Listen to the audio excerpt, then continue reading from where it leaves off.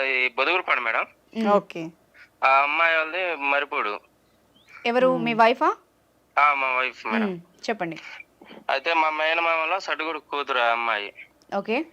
మా మేనమామ మాట్లాడిండు, అంత మంచి చెప్పని మాట్లాడిండు. పెళ్లికి ఇంకా వాళ్ళు మన చేత సొమ్ము పెట్టించుకున్నారు, అయిపోయింది మేడం. మ్యారేజ్ అయింది. ఓకే. సొమ్ము అంటే ఏంటి, మీతో బంగారం పెట్టించారా? మాతో బంగారం పెట్టించారు మేడం. మ్యారేజ్ కూడా అయింది? మ్యారేజ్ చేసుకున్నాక మేడం అంటే ఇంట్లో వాళ్ళు మనల్ని కప్పెట్టి చేశారు మేడం మ్యారేజ్ అమ్మాయికి నాకు. ఓకే. అది అయిపోయినాక అమ్మాయి మేము తిరిగేటప్పుడు ఇట్టడి సంగతి అని తెలిసింది. అది ఆ అమ్మాయి డైరెక్ట్ నాతో చెప్పింది, ఇంట్లో నాకు ఇష్టం లేకుండా చేశారు, బలవంతం చేశారు. మీ భార్య మీతో చెప్పింది ఇష్టం లేని పెళ్ళని? ఇష్టం లేని పెళ్లి చేశారు. మరి అంటే పెళ్లికి మరి ఎట్ట ఒప్పుకున్నామ్మా, నువ్వు చేసుకోకుండా ఉండాల్సింది కదా అని బలవంతం మీద నన్ను ఇంట్లో టార్చర్ చేసి చేశారు. అది ఎప్పుడు ఏ టైంలో ఇంట్లో వాళ్ళందరి ముందు అడిగేసా డైరెక్ట్ ఆ అమ్మాయి ముందే, ఈ అమ్మాయికి ఇష్టం లేకుండా పెళ్లి ఎందుకు చేశారు, ఎవరి జీతాలు ఎవరు నాశనం చేయడానికి మీరు అని అడిగిన. మీరు ఏ టైంలో అడిగారు అని అడుగుతున్నారు లాయర్ గారు. ఏ టైంలో అడిగారు అమ్మాయిని? అమ్మాయిని 10కి అడిగాం మేడం, నైట్ వాళ్ళ ఇంటికాడ అడిగాం మేడం. ఎన్ని రోజులకి వివాహం అయిన తర్వాత ఎన్ని రోజులకి అడిగారు? వారానికి మేడం, ఖచ్చితంగా వారానికి అడిగినాం మేడం.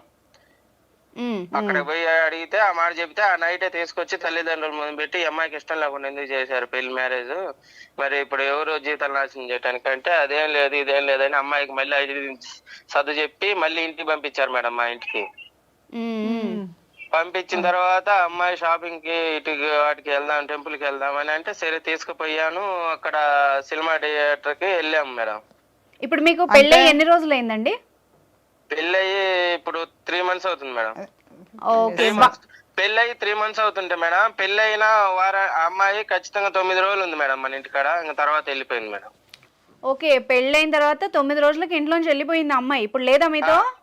ఇప్పుడు లేదు మేడం, 3 నెలలు అవుతుంది. ఇప్పుడు 2 నెలల పైన అవుతుంది మేడం, అమ్మాయి లేదు. థియేటర్ కి వెళ్ళినప్పుడు థియేటర్ దగ్గర నుంచి వెళ్ళిపోయింది ఆమె? అవును మేడం. ఆ రోజు ఏం జరిగింది ఎగ్జాక్ట్ గా చెప్పండి. ఎగ్జాక్ట్ గా మేము టెంపుల్ కి వెళ్ళాం మేడం, రోజు సండే 8వ తారీఖు. సండే టెంపుల్ కా? చెప్పండి. ఇక్కడ అమ్మవారి టెంపుల్ కి వెళ్ళాం మేడం. వెళ్ళేసి వచ్చి దర్శి వచ్చినాక అక్కడ సినిమాకి పోయాం మేడం. సినిమాకి వెళ్ళినాక టాయిలెట్ వస్తున్నాయని ఒకసారి వెళ్తుంటే నేను బయటకు వస్తుంటే వద్దని అన్నా మేడం.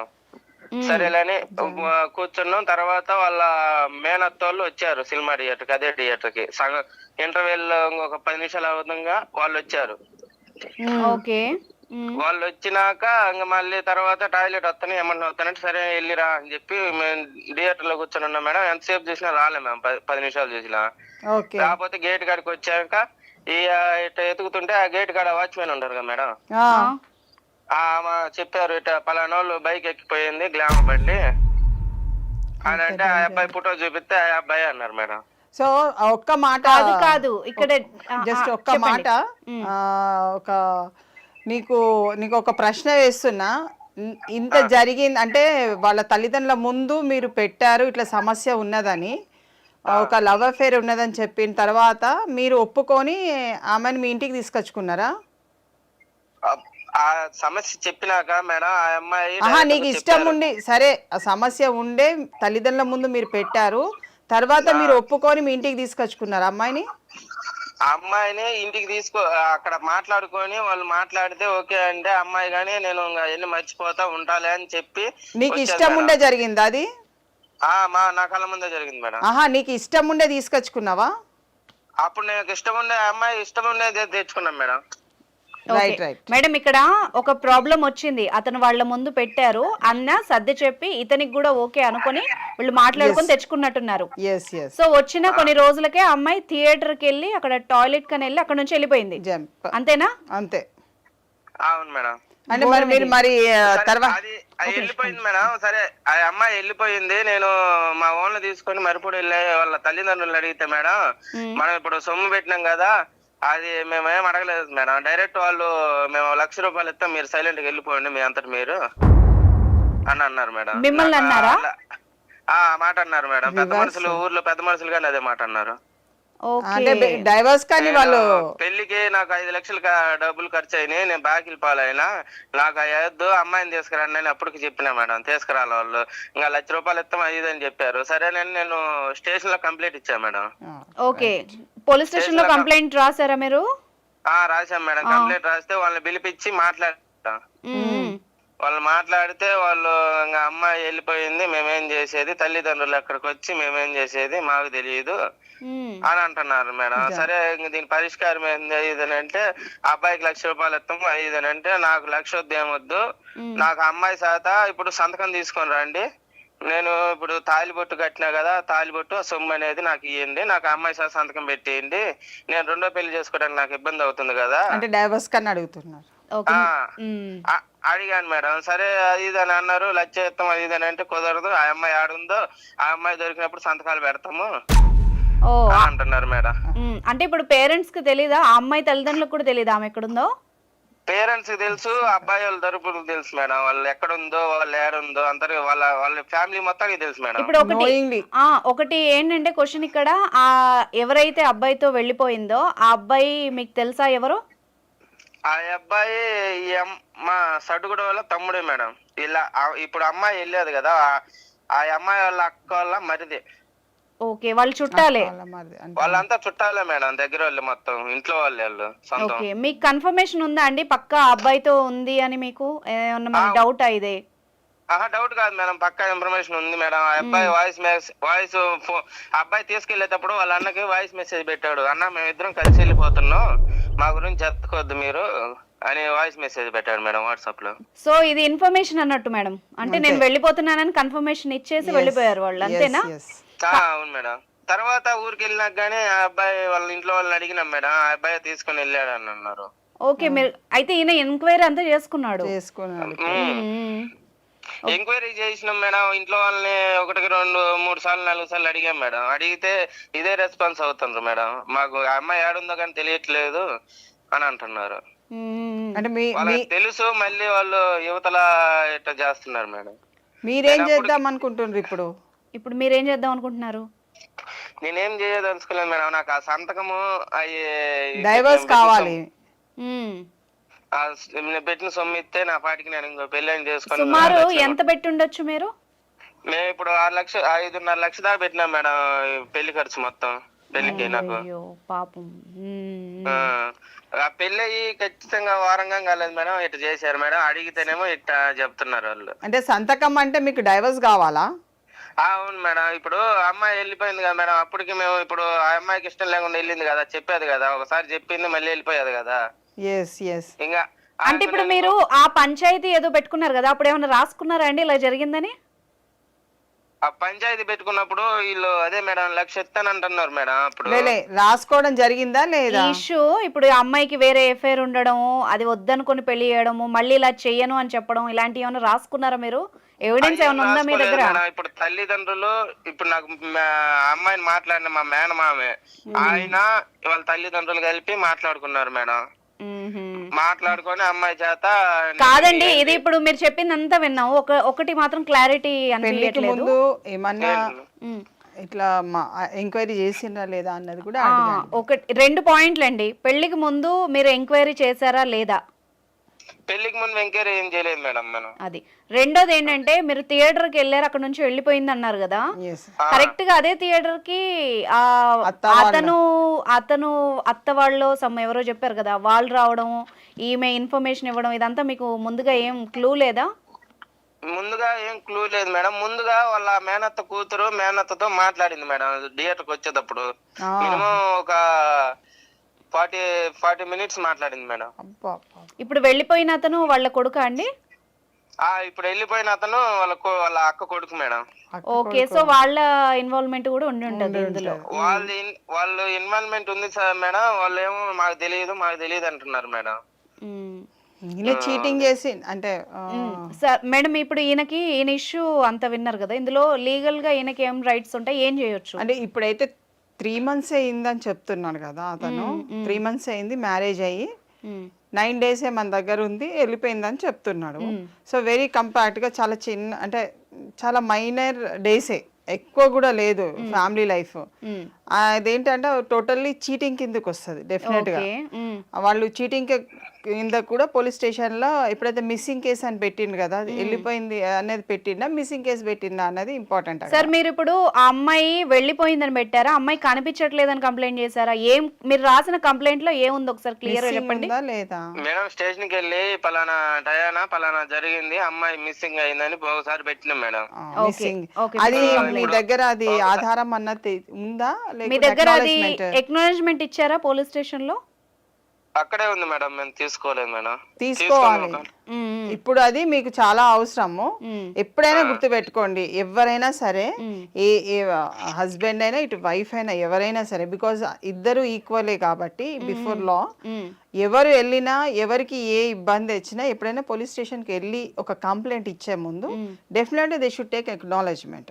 మేము ఇక్కడ ఇచ్చినాం, అది ఏది రిజిస్టర్డ్ అయిందా అన్రిజిస్టర్డ్ అయినా it is not our duty, అది పోలీస్ వాళ్ళు చేసే డ్యూటీ. సో వీళ్ళు ఏంటంటే ఇవ్వడం వరకు వాళ్ళు ఇస్తారు, కంప్లైంట్ ఇచ్చిన తర్వాత దెన్ ఓన్లీ. చెప్పండి. అప్పుడు స్టేషన్ పోయి కంప్లైంట్ ఇస్తే వాళ్ళు ఏం చేశారు, కంప్లైంట్ తీసుకొని మళ్ళీ వాళ్ళని పిలిపించి సెటిల్మెంట్ చేసి 5 లక్షలు పోలీస్ స్టేషన్ లోనే సెటిల్మెంట్ చేసి మాట్లాడుకొని పంపించితే వాళ్ళు మేము అడిగితే ఇదే మాట, మాకు సంతకము అమ్మాయి చేత సొమ్ము తీసుకొచ్చి ఇయ్యండి అయ్యా, మాకు సంబంధం లేదని మేము అదే చెప్తే వాళ్ళు 1 లక్ష ఇస్తారంటే మాకు అట్ట కుదరదు, అమ్మాయి సంతకం పెట్టేయాలి మా ఎదురుగా అని చెప్పాము. అది కాదండి, మీకు పోలీస్ స్టేషన్ లో మీరు కంప్లైంట్ ఇచ్చిన తర్వాత మీరు బయటికి వెళ్ళి మాట్లాడుకొని ఏదైనా విషయం ఉంటే మాకు చెప్పమని చెప్పిండ్రు, అంతేనా? చెప్పమంటే మేము దానికి అంగీకరించకుండా మేము సార్ కేసు వేయండి, అమ్మాయి ఎవరన్నా తీసుకొచ్చి మాకు సంతకం పెట్టించి మేము ఏదో చేసుకుని పంపించేయండి సార్, ఎవరికి సంబంధం లేకుండా అని చెప్పాం మేడం. ఇప్పుడు మీకు ఏంటి, మీకు పరిష్కారం కావాలా, ఎలా చేస్తే మీ లైఫ్ బాగుంటది అన్నది మీ ఉద్దేశమా? మీదేమి ఉద్దేశం ఉంది? మేడం ఇప్పుడు అమ్మాయి ఇష్టం లేకుండా వెళ్ళిపోయింది, ఇప్పుడు అంటే వెళ్ళిపోయింది, మళ్ళీ ఒకవేళ తీసుకొచ్చి మళ్ళీ వెళ్ళిపోతుంది కదా మేడం, మళ్ళీ ఈయనకి తలకాయ నొప్పి ఎందుకు, నేను రిలీజ్ చేయమంటున్నాడు. తలనొప్పి అంత ఎందుకు మేడం, నేను ఇంకో మ్యారేజ్ చేసుకోదలుచుకున్నా, నాకు ఇప్పుడు మళ్ళీ అమ్మ బాగాలేదు, నాన్న బాగాలేదు, నేను ఒక్కటి చేయాలా మీరు? మేడం ఇందులో నా డౌట్స్ ఉన్నాయి, ఆయన తరఫున అడుగుతాను.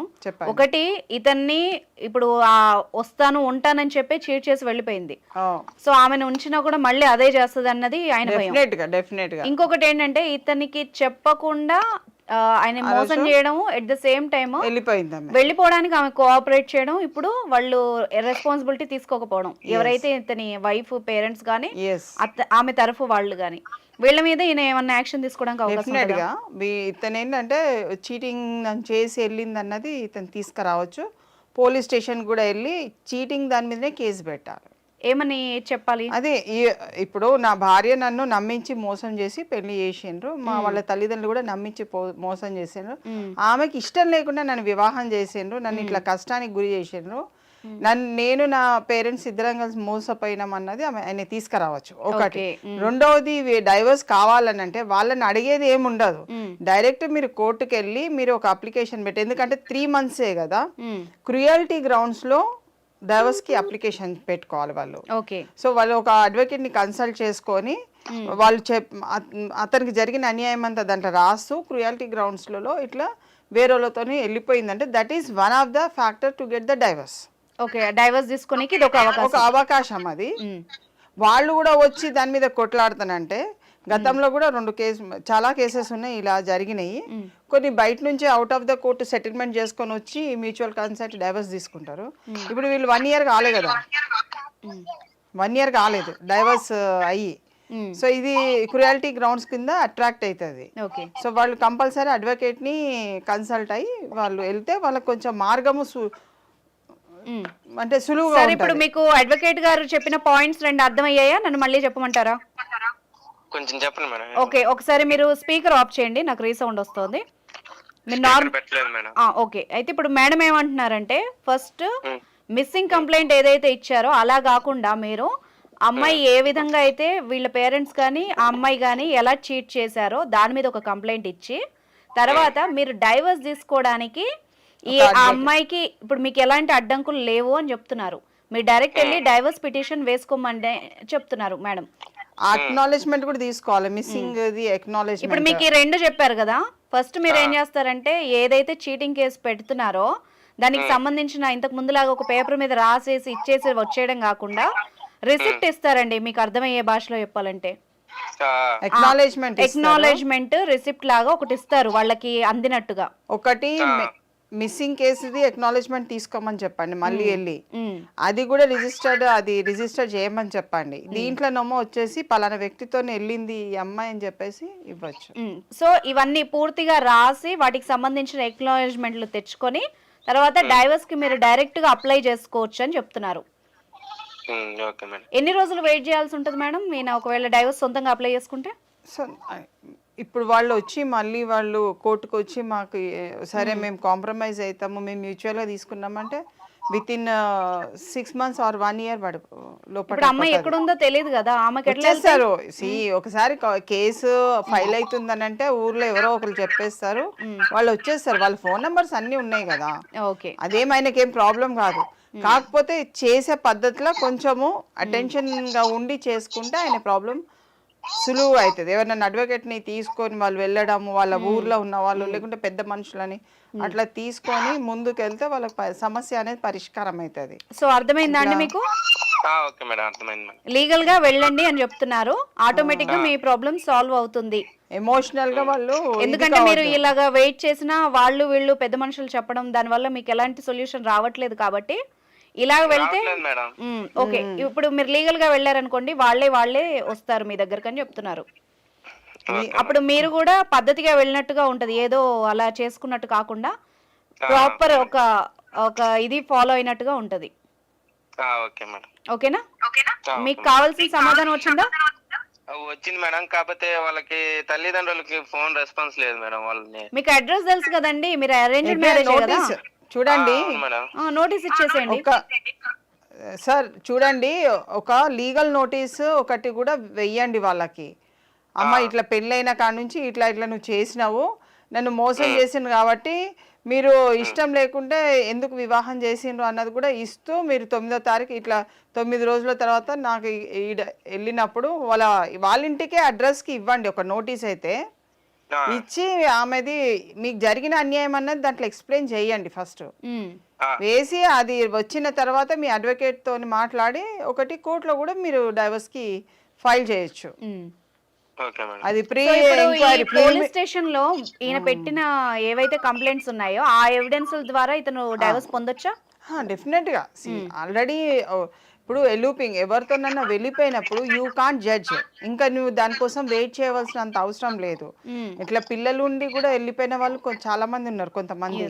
సో దాన్ని మనము పట్టుకొని తీసుకొని వచ్చి you can't make them to అంటే ఫ్యామిలీ రన్ చేయలేరు కదా. దే షుడ్ అంటే ఒక లవ్ అండ్ ఎఫెక్షన్ తోని ఒక కుటుంబాన్ని లీడ్ చేయాలి తప్ప ఒక మోసపూరితమైన ఉద్దేశంతో ఎంతవరకు నువ్వు లీడ్ చేయగలుగుతావు? ఒకళ్ళనంటే మోసం చేయొచ్చు, ఇదే ఫ్యామిలీ మొత్తం మోసం చేయలేరు కదా, అక్కడ తెలిసిపోతుంది. కాబట్టి వాళ్ళు ఏదైతే అతను 9 రోజులే కాపురానికి సంబంధించిన ఎవిడెన్సే ఉంటుంది, ఎక్కువ కాలం ఉండదు. అంటే 1 day తీసుకుంటే 24 hours ఉంటుంది, అట్లా 9 days తీసుకుంటారు వాళ్ళు. అంతకుముందు జరిగింది ఏంటిది, ఇప్పుడు జరిగేది ఏంటిది క్లియర్ కట్గా ఇన్ఫర్మేషన్ ఉంది కాబట్టి she has been gone with other.